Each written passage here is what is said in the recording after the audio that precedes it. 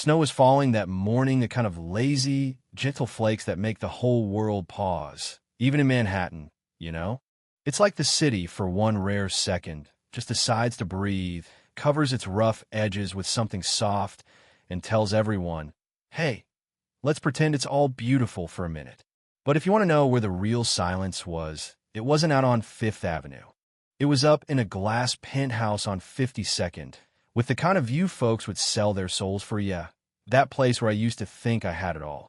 Money, recognition, plaques on the wall, the kind of reputation where everyone knows your name, but inside, that silence felt endless.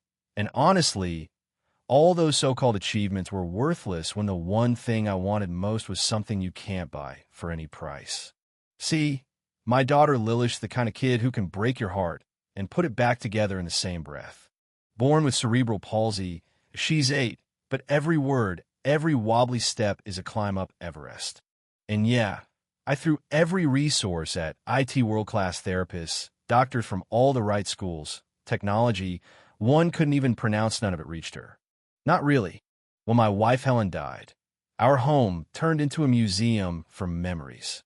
No music, no laughter, just echoes that haunted every room. I'd stand in that silent apartment, looking at all the stuff I'd accumulated, and think, is this really all there is? Then one day Maria shows up, no white coat, no degrees on the wall, just a maid, recommended by the night janitor who mopped the lobby. You know, I barely even saw her at first. She floated through the place like she didn't want to leave footprints, picking up after a life that had stopped making sense. But Lily, she saw her immediately. Kids, they just know, right? I guess grief makes adults blind, but kids feel every tremor. One random afternoon, I came home early, total accident, and something felt different, almost alive, like the walls had a pulse again. I followed the faint sound, and there, in the golden light of the sunroom, was Maria holding Lily's hands. They were moving, awkward, clumsy, but moving, swaying to music only they could hear. And Lily, for the first time in years, was laughing a real laugh, the kind that rattles your bones and lifts the dust off the world. I just stood there, breath caught, afraid to move or speak, like if I blinked, it'd disappear. That night, I called Maria in. Didn't really know what to say. Part of me worried she'd think she'd crossed a line, or maybe that I'd scare her away. She just waited, quiet, tired but kind, and I managed to whisper, thank you. I saw Lily. I saw her laugh. Maria's smile was the kind you see on people who've carried more than their share. It just said, I've been through things you wouldn't believe. She shrugged and said, there's music in her heart. I just helped her find it. Man, I went into my room and cried for the first time since Helen's funeral. Like ugly cried, you know? After that, Maria didn't just clean. She sang while she worked, told stories in Spanish and English, clapped along with Lily, taught her silly songs about chickens and sunshine, made the walls ring again. And little by little, Lily changed. She tried new words, made weird noises, even tried to walk when Maria held her up. I started joining in, at first just to make Lily happy, but soon because I realized I needed it too. Turns out, Maria had danced ballet back in Puerto Rico before life tossed her around, before she sent money home and put her dreams on hold.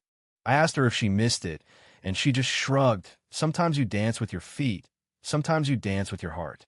You know what I mean? And yeah, I did. Funny how people can come into your life, and before you know it, start moving the furniture around, and suddenly you can't remember why you ever liked the old setup. One day I watched Lily take 3 shaky steps toward Maria, giggling all the way, and right then every dollar I'd thrown at specialists felt like Monopoly money. Real happiness, it turns out, is a moment, not a product. So the next day, I sat Maria down in my study. She looked scared, like she was about to get fired, but I just blurted it out. I want to build something. A place for kids like Lily. Music, movement, laughter. I want you to run it. She laughed, thought I was nuts. I don't know anything about running a center. But I told her, you know how to reach a kid's heart. I'll teach you the rest. Fast forward a year, and we opened the Lily Center. Maria became creative director, planned classes with music, dance, art, and just pure, wild joy. Kids who'd been told they'd never walk took their first steps down those hallways. Kids who never spoke found their voices through rhythm and games. Donors came, reporters came, the whole song and dance. But the best part was every afternoon, laughter would echo down the halls, and right in the middle of it, Lily, no longer the silent one. She's 10 now, and yeah, her run is a little wobbly, but it's a run, and she never stops talking. One day, a reporter cornered Menai's suit. Sharper questions asked. Out of all your accomplishments, companies, awards, what's your greatest achievement? I didn't even blink. I pointed outside to where Maria was spinning Lily around under the blue sky and said, hiring a maid who taught my daughter to dance. That's what I want my legacy to be, you know? I thought that was a neat Hollywood ending. But life, of course, had one last surprise for me. On Lily's birthday, while the center was drowning in streamers and terrible singing, this older woman walked up to me, hands shaking, clutching an envelope. Please, may I have a moment? She asked, voice cracking. She handed me a faded document, Maria's mother's last will. She was my daughter, and your father's, too. The world just tilted. The letter, in black and white, said Maria was my half-sister, me, father's secret. He'd had another family, never said a word. Maria had grown up alone, her mother taking that secret to her grave. I just stood there, looking at Maria, this woman who'd given my child a future, who'd brought us all back to life, and realized we'd been family all along. I walked over, hugged her like I'd known her forever, and whispered, we're not just partners. We're family. Maria broke down, sobbing, and right then, Lily looked up clear as a bell and said, family. That word, that sound was the real miracle. Yeah, that's my story. Money comes, money goes. Legacies, reputations, they fade. But laughter? Music? The family you build, that's what sticks around. So here's my question. What would you choose, the city skyline or the smile of someone you love? Drop a comment.